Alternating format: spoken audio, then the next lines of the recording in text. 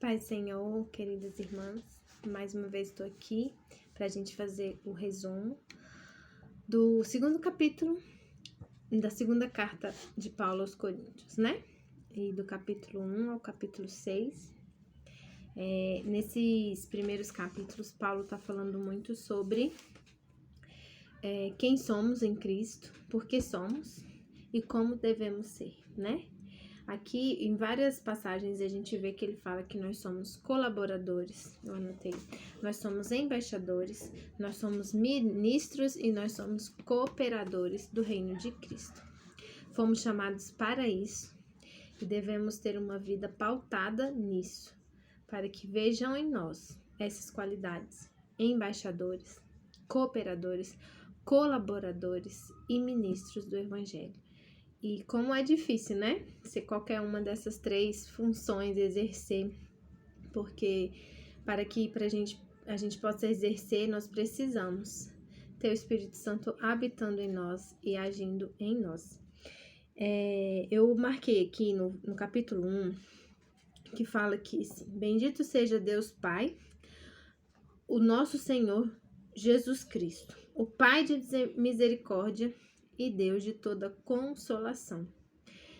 Só essas duas características aqui, essas qualidades de Deus, seriam suficientes para a gente ter uma vida mais equilibrada, mais esperançosa, mais tranquila, mais em paz. Porque Deus é para nós o Pai de misericórdia e Deus de toda consolação. Então, nós nunca nos sentiríamos sós, né? Nós nunca nos sentiríamos desesperados, porque Deus é para nós esse Pai bondoso. No final do capítulo 1, fala que somos cooperadores da vossa alegria, porquanto pela fé já estáis firmados. Então, Paulo está falando assim, que a igreja de Corinto era alegre, porque eles ajudaram a igreja, né? A conhecer a Cristo. Então, a alegria da igreja de Corinto vinha através da colaboração de Paulo e das pessoas que andavam ali com Paulo, declarando, proclamando o evangelho àquela igreja. E hoje nós devemos ser assim, colaboradores da alegria dos outros, não por coisas materiais, coisas dessa terra, mas por proclamar Jesus, que é o nosso Senhor e Salvador, que é o nosso Cristo que levou sobre si todas as nossas dores, angústias e aflições. Então, nós deveríamos trazer a alegria para as outras pessoas, porque nós temos esse Jesus. O mesmo Jesus que Paulo proclamou, Paulo apresentou a tantas pessoas, nós deveríamos também apresentar. O capítulo 3, eu marquei aqui, fala assim: nossa suficiência em Deus enquanto ministros de uma nova aliança. Paulo muitas vezes fala assim, nova aliança, se referindo aos judeus. Os judeus tinham uma aliança com Deus antiga, que se baseava apenas na lei. Quando Jesus vem, nós temos uma nova aliança. E nós, hoje, fomos alcançados por essa nova aliança quando aceitamos a Cristo. E Paulo diz aqui que nós somos suficientes em Deus, que tudo que nós precisarmos para exercermos o ministério dessa nova aliança, nós vamos achar em Deus. Tudo que nós precisamos para proclamar o evangelho, para sermos semelhantes a Deus, para apresentarmos Jesus a pessoas que não o conhecem, nós temos em Deus. Então, nada nos faltará. Então, nada daquilo que Deus precisa em nós, de habilidades, de conhecimento, vai nos faltar se nós recorremos ao nosso Deus, porque Ele nos torna suficientes nele. Amém? Vamos para o capítulo 4. O capítulo 4 tem duas passagens aqui que eu achei muito interessante. Uma delas fala bem assim: porque não pregamos a nós mesmos, mas a Cristo Jesus como Senhor e a nós mesmos como vosso servo, por amor de Jesus. Paulo está falando que ele não prega a vida dele, mas que ele prega a Cristo, e prega como servos da igreja de Corinto, como apresentando ao Senhor, por amor de Jesus. e nós também devemos ser assim. Então, as cartas de Paulo são cartas assim que ele fala como a igreja deve agir. Muitas vezes ele fala que a igreja está agindo errado, né? Muitas vezes é o confronto, né? Através da palavra, para que volte a fazer aquilo que agrada ao Senhor. E aqui ele fala que nós não devemos pregar a nós. Então, quando eu for falar, quando eu for dar conselho, quando eu for ajudar alguém, eu que sirvo a Cristo, não posso falar de mim mesma. Não posso falar das minhas habilidades, do meu conhecimento.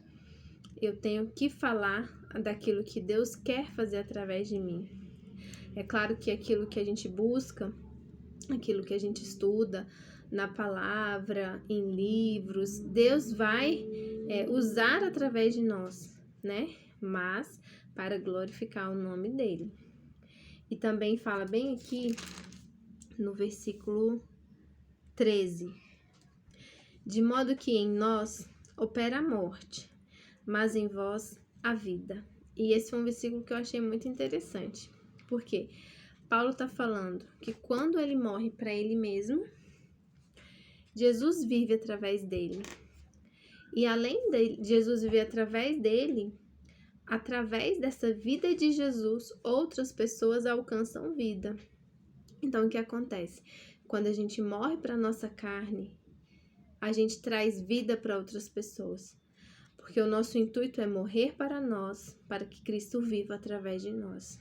Então, muitas vezes, o nosso propósito, a nossa missão vai ser morrer para nós, para que Cristo viva através de nós. E essa vida de Cristo através de nós vai trazer vida para outras pessoas. Não é interessante? A gente tem esse poder nas nossas mãos quando a gente obedece a Deus, quando a gente quer fazer a vontade do Senhor, quando a gente fala assim: vou morrer diariamente para mim, para que Jesus viva através de mim. A gente não está apenas morrendo, mas a gente está trazendo vida para outras pessoas. Amém? O versículo 5 fala muito aqui sobre a reconciliação. Capítulo 5, versículo 18.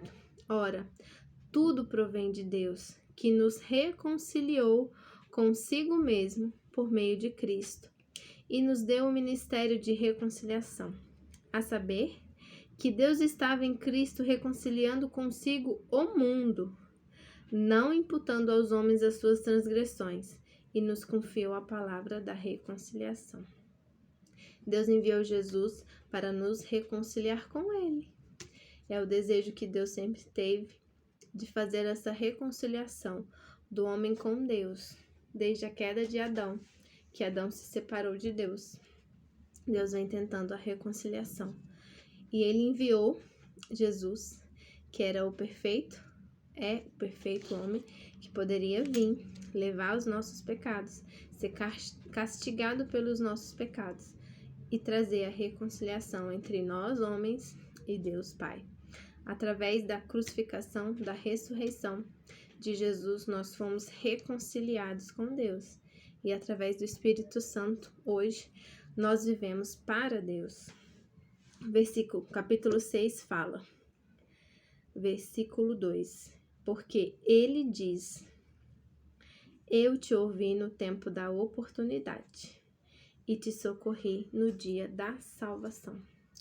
E esse versículo também me chamou muita atenção, porque muitas vezes a gente passa por dificuldades e a gente acha que Deus está demorando, né? A gente pergunta até quando, mas a Bíblia diz que Deus não se atrasa. E aqui ele diz: eu te ouvi no tempo da oportunidade. Tem outras versões que falam: pois no dia da necessidade eu te ouvirei. Então, que a gente possa estar firmada nessa palavra nos dias da dificuldade, nos dias que a gente pensar, Deus está demorando. A gente lembra, não, a Bíblia diz que Ele vai me ouvir no dia da minha necessidade e será o meu socorro. E a Bíblia aqui também fala que socorri no dia da salvação. No dia que Jesus morreu e ressuscitou, ele nos entregou a salvação. E nesse dia, o nosso socorro veio. Nesse dia da crucificação, nós já temos todas as coisas. É difícil às vezes entender, mas Deus não chega atrasado nem adiantado. E em todos os momentos ele tem nos escutado. Então, a gente precisa viver a palavra. No dia da dificuldade, precisamos lembrar: Deus está comigo. E o meu socorro já veio. No dia que Cristo foi ressuscitado, foi crucificado e ressuscitado, o meu socorro já veio. A minha salvação já está em Cristo. Então, eu preciso só viver a palavra. Eu preciso proclamar a palavra na minha vida, eu preciso acordar com ela, eu preciso me deitar com ela. E nos dias das dificuldades, lembrar: Deus me ouve no dia da minha necessidade. No último versículo, no capítulo 6, fala: serei vosso pai, e vós sereis para mim filhos e filhas, diz o Senhor. Então aqui, Deus nos diz que somos parte da família dele. E como é bom viver em família, né? A gente vê, assim, nas escolas a diferença que faz uma família. Quando os alunos têm família, que eles se sentem família, eles são outras crianças, comparado àquelas crianças que não têm. Não tem um pai que cuida, não tem uma mãe que cuida, não tem ninguém que cuida. E mesmo que a nossa mãe faltasse, a Bíblia diz, né, que Deus cuidaria de nós. E aqui ele diz que ele é o nosso pai. E nós seremos para ele filhas. Então, nós fazemos parte da melhor família do mundo, que é a família de Deus. Nós aqui, no Grupo Mulheres do Reino, estamos em família, fazemos parte de uma família. Nós temos um pai, o nosso Deus é o nosso pai. E ele diz aqui que estará conosco no dia da nossa necessidade e que todo o nosso socorro já foi alcançado no dia da salvação. Então, que Deus abençoe cada uma de vocês, que possamos estar firmes, perseverantes, cada dia mais. E que todas nós, lembremos, somos de uma família. Então, possamos buscar a Cristo em família. Amém? Que Deus abençoe vocês.